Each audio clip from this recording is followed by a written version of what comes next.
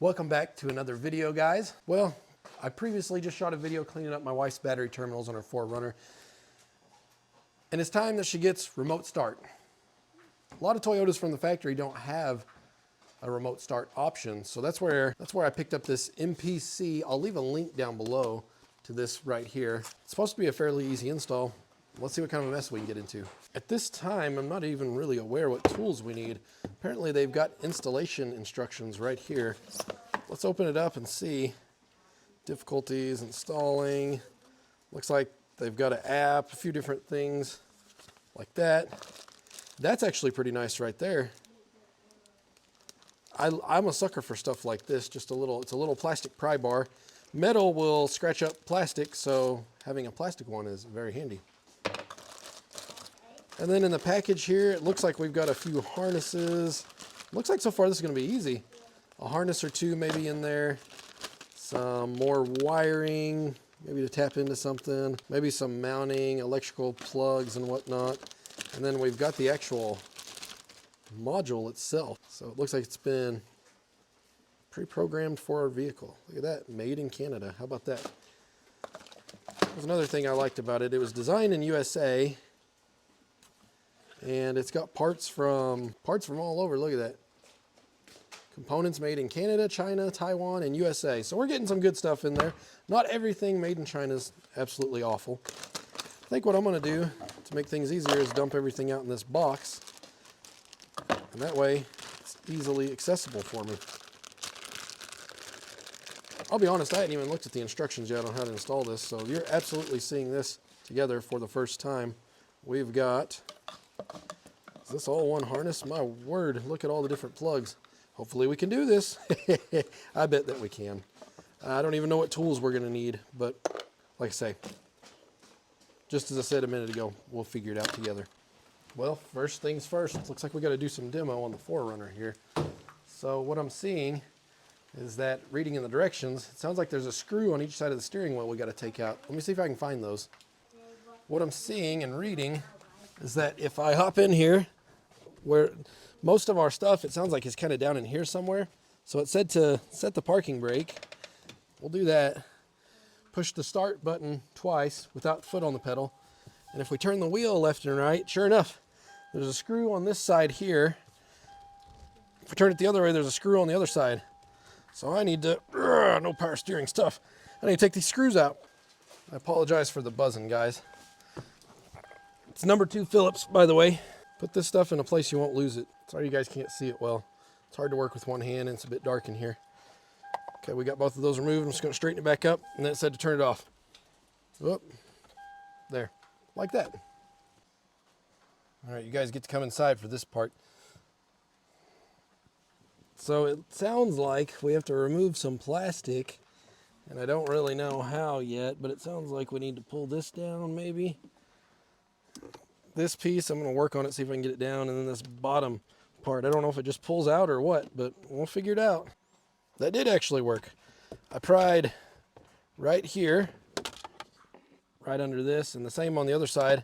This whole piece just came right down, so let's again put it in a safe place. Boy, this is why you got to love Toyota. I just pulled right here. This is starting to come loose. What about the other side? What does it do? Probably not with that push button. I don't know.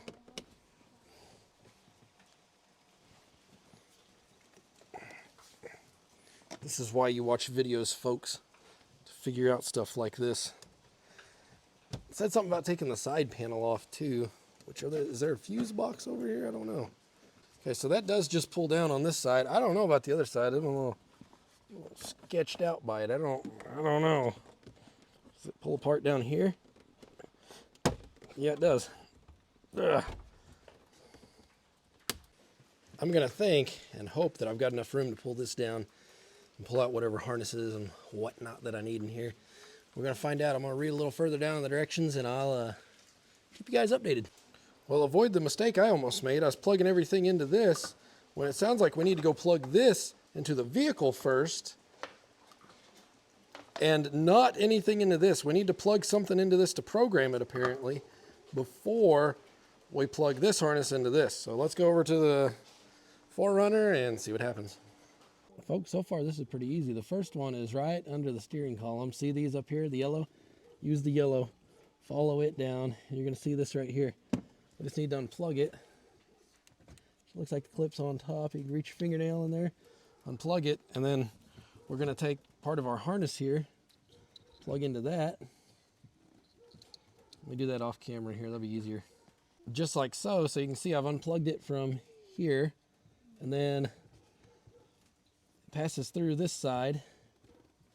Then we need to plug this side in here. So this is just a little pass-through harness where it'll let it function like it's supposed to. And then the extra part of the harness goes down to here to this little, let's call it a controller. I don't know the technical. Then the other side of the harness, the white, I believe, if you can pull it down, you're gonna see, if I can reach my little hand in there. Oh goodness, it's this second one. So you see these 3 white plugs? It's the middle one. So I'm gonna unplug that and plug the middle harness in here, the white one. Got it done. Can you guys see how it does the pass through there? So it literally just, the harness, the new harness plugs into the controller back there, the board, and then it just passes through to the actual OEM plug side and then runs out through this harness that I've just got dangled up here for now. This is, I'm noticing guys, this is OEM quality here. The wiring is all high quality wire, and look, they've even got it wrapped up. So I appreciate stuff like that. I notice stuff like that. Or maybe we hold it down while we're plugging it in. There we go. So it's blue. Oh. Tricky. Blue. Let it go. Okay. So it's staying blue. Maybe that means we got it. Hopefully that means we got it. Let's unplug it. And hopefully this thing's programmed. You know, from what I can tell of the instructions, we just start plugging everything into this. It looks like we're going to have some extra stuff. I hope that's normal. I don't really know, to be honest. Let's plug that in. Plug old red in. White one. And then does that one go there? No, that's that one we had just a minute ago. I don't know what these other ones are for. So let's plug this in.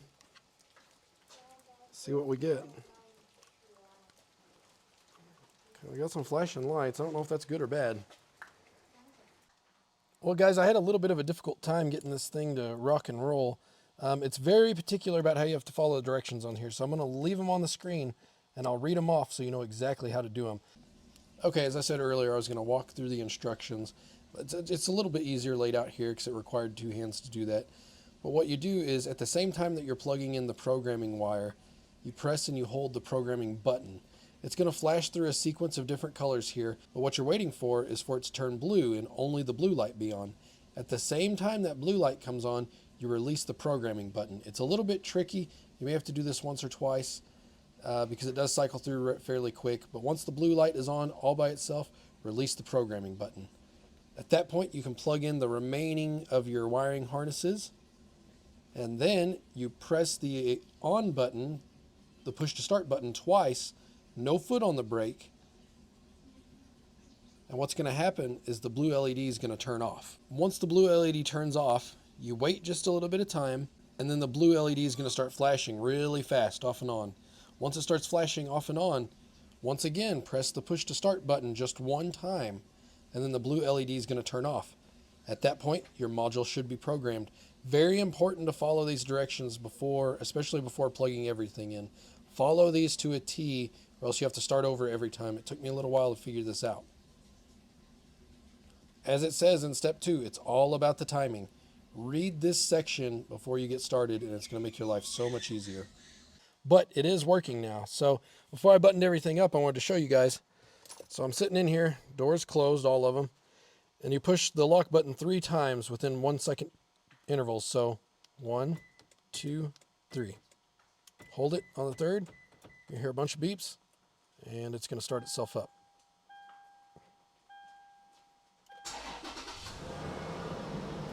Just like that.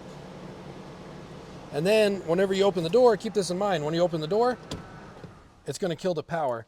The idea is because it's a push button, you don't want somebody able somebody to be able to get in while you push the unlock button on the way, and then run off with your vehicle if your fob's close. So once you get in, just put your foot on, just start it like normal. Put your foot on the brake and then start it up.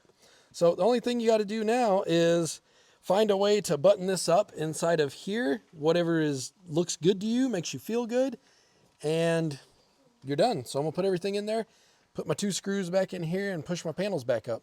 Always remember as you're working to put stuff up as you're moving along. If you don't, I promise you will misplace things, and it just makes life difficult if you don't clean as you go. It really does.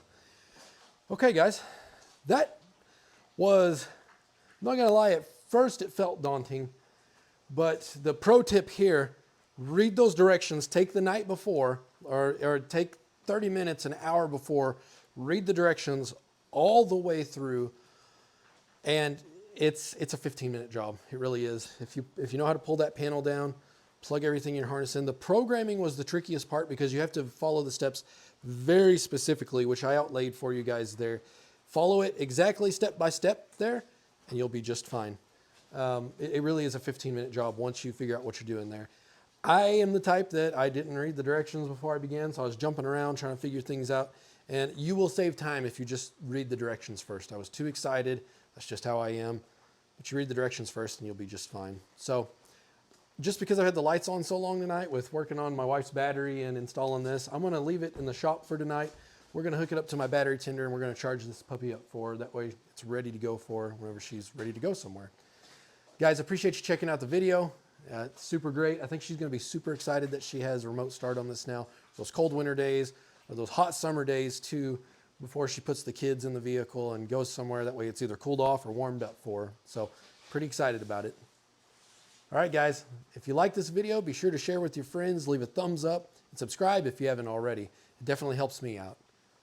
Until the next one, take care.